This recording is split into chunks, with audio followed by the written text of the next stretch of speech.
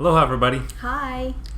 We have a big announcement for you today, and already in saying that, it almost feels like I've set expectations way too high, but ultimately, we wanted to give you a kind of a progress update. We've been in Maui for 2.5 years now, and I quit my full-time corporate job to help Jenn in her YouTube endeavors, and essentially our capacity for production doubled, but if we look at the video count, sadly the output decreased by more than half, and so it was a little bit of a subtraction by addition, which was a sad thing to review this week, and that addition was me, so I started to feel a little bit insecure, but that's actually not what happened. So we wanted to share kind of Jenn's story about her breaking point and wrap up the video with where we're heading with this YouTube channel.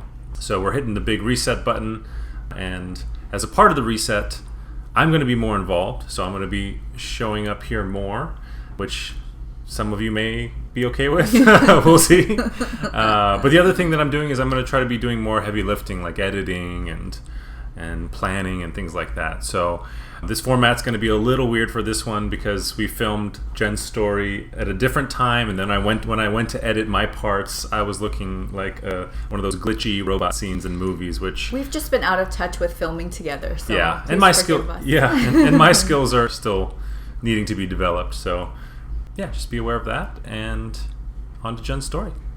I think you hit your breaking point, and that happened. Yeah. Oh, tell us about that.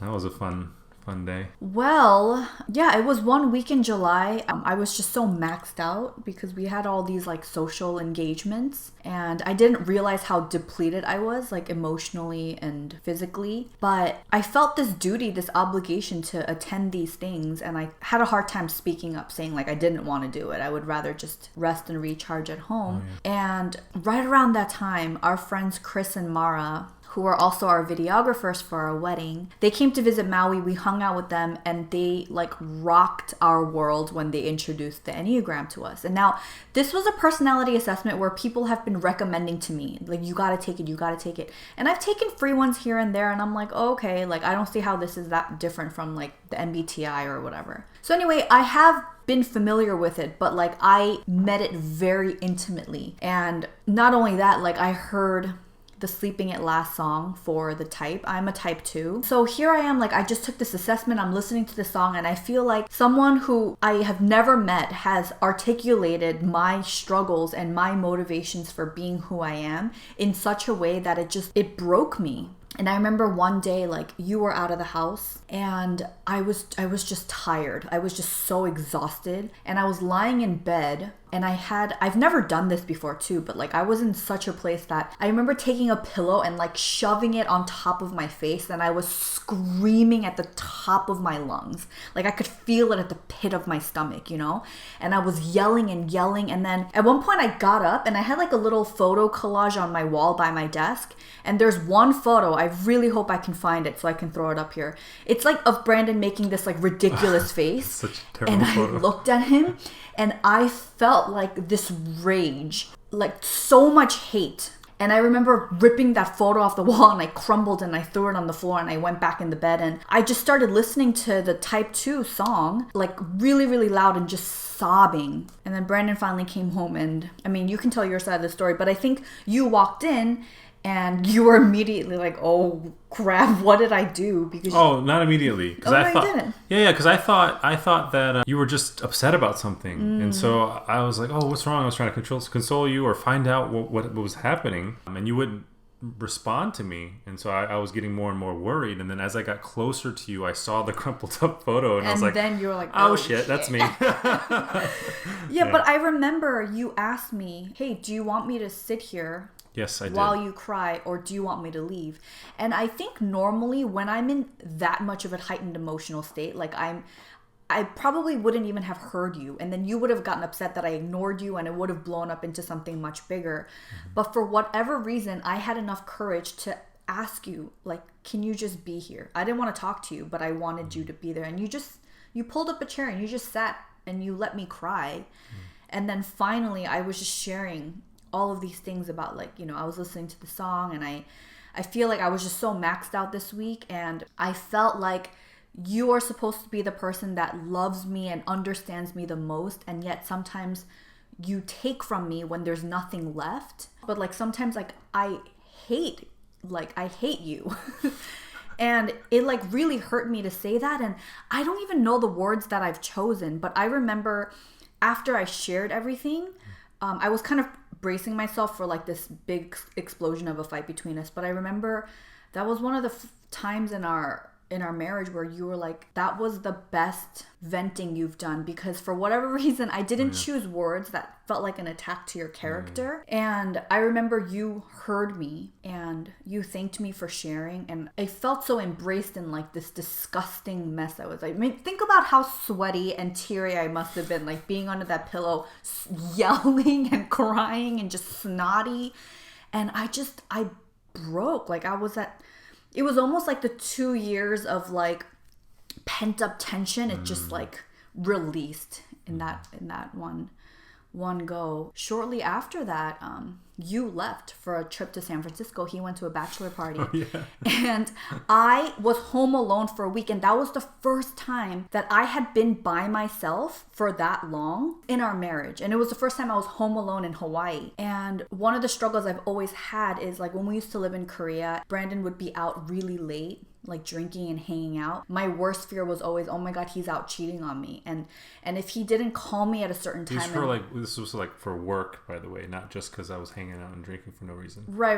Yeah, but still. Work events or being around people that I wasn't comfortable with or didn't know. So these are the thoughts, and almost 100% of the time you'd come home and we'd get into like this big blowout, right? Yeah, it was bad.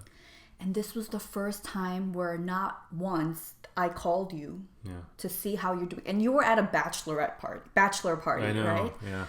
And this week, it was just me just pouring into myself. That's when I discovered yoga here on the island. I just had this weird conviction, like sign up for yoga. And I'm like, okay. And I went with it. I went to CrossFit by myself. I'm like waking up early, so excited for the day because I get to like prepare a healthy meal for myself. And then I just do dishes just for the ones that I dirtied. And it was like paradise, to the point where I think you got really weirded out because I never checked in on you. I felt really weird because it was expecting you to call or be upset for not calling enough or something. So I was kind of on edge, and I kept checking my phone, and like, there was no calls, no texts, and sometimes I would text and she wouldn't respond. Then I started to feel like living my best life. I was feeling like, hey, what the hell? In fact, I remember the night before you were gonna return, I had like an anxiety attack because I'm like, I don't want him to come home. I don't want this peace to be disturbed, because here's the thing. It was the first time where I felt like, hey, you know what? It's okay to take care of me. And if I don't do that, no one else is going to do it for me. And if that's not filled, there's nothing for me to give. And I think for so long I was running in a depleted state, and because I couldn't perform to my expectations, then came the guilt and shame of not being able to be who I wanted to be. And it was just like the sick cycle that I was in, and I just gave myself permission. Nobody was around, and I just came alive. I remember taking you to the airport, and I went to Walmart and I bought a journal, and I'm like, I bought this journal just for this week alone. I want to write down what I'm doing. And it was almost like I gave myself permission to reset and do whatever I want. Yeah. Oh man, you were telling me about what a great time you were having, and I kind of felt weird coming back home. Oh my gosh, I'm gonna ruin like she's having the best time of her life in the 5 years we've been married, and I'm like gonna ruin it. Cool. Well, we just watched that part again. It was fun, and I thought what was interesting is that there's this aspect of belonging. I think the Enneagram and what you were able to get from the song that you were listening to. You were listening to Sleeping at Last 2, right? The artist is Sleeping at Last, and the song title is 2. Yes. TWO. TWO. Which is the most listened to song of all the Enneagram types. And How many plays did you say there were? Well, so many more than the other ones. And it depends on the median, but like there's like 10 million on that one, and then not as many on the others. But and that's an interesting thing to kind of maybe look into. But I think when I listened to that story again, what I noticed is that you really felt seen and accepted. And I mean, the way that he designed those stories, it was like a redemption story where it kind of talks about how, the strengths and the things that you're protecting in yourself kind of can hurt you. Mm-hmm.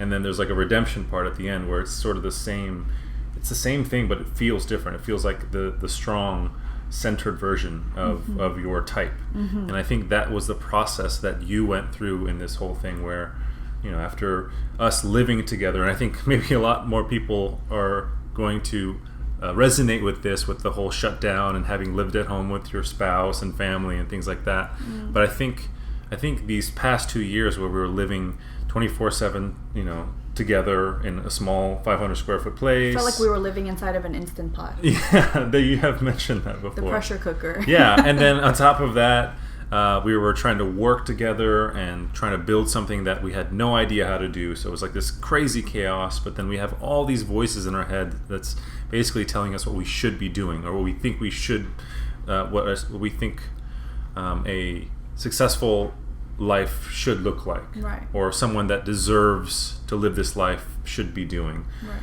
And so we were shooting on ourselves a lot. All over. We were shitheads. Yeah, and I think that definitely added to the Instant Pot. But the good thing is that it forced us to, it forced you to come to terms with that, because it broke you first. And in that breakage, a lot of great things has happened. Mm-hmm. And so I thought that was really cool to see again.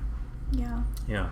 I'm really excited because as we're hitting this reset button, we realize that so many things about the way that we grew up, our school system, our culture, and even our own temperament causes us to feel a lot of shame and guilt. And there's a sense of conditional, what was it again? Belonging. Conditional belonging. Yeah, that you can only receive or deserve love if you comply or do things a certain way. Or you earn your keep, right? You earn the right to be there. Exactly. So that's something that we're looking to break. And we feel like with marriage, it's this great symbol of belonging, right? Mm-hmm. Where we're looking to strive for the ever after. Mm-hmm. And it's meant to be happy. It's meant to be such a great and rewarding partnership. But I think all too often, life can get in the way, right? Like having kids, being at the office for 40 plus hours a week. Mm-hmm. It can just sort of delay or put off some of the things that we probably need to face in order to live that happy life. Mm-hmm. So what we want to do at this channel is to help people to really be able to articulate what they want and to do that because they understand themselves, right? And they have this strong rooted sense of belonging that is not dependent on their spouse or their situation or circumstance. And so to kind of retrain our minds to understand that we're loved and we deserve to be able to say, like, I need some time alone, or I need to process, or whatever it is. Right. Without the fear of ridicule or rejection. Yeah. I think that's a big part of it, at least for me.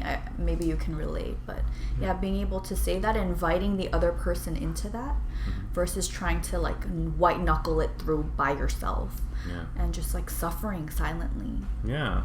So we're done white knuckling it. Yeah, I'm done. And that's the reset. And so, we're going to show up regularly, working to become better and better friends. Like, I think if we're going to spend most of our lives with our spouse, doing everything important together, why not have them be your best friend?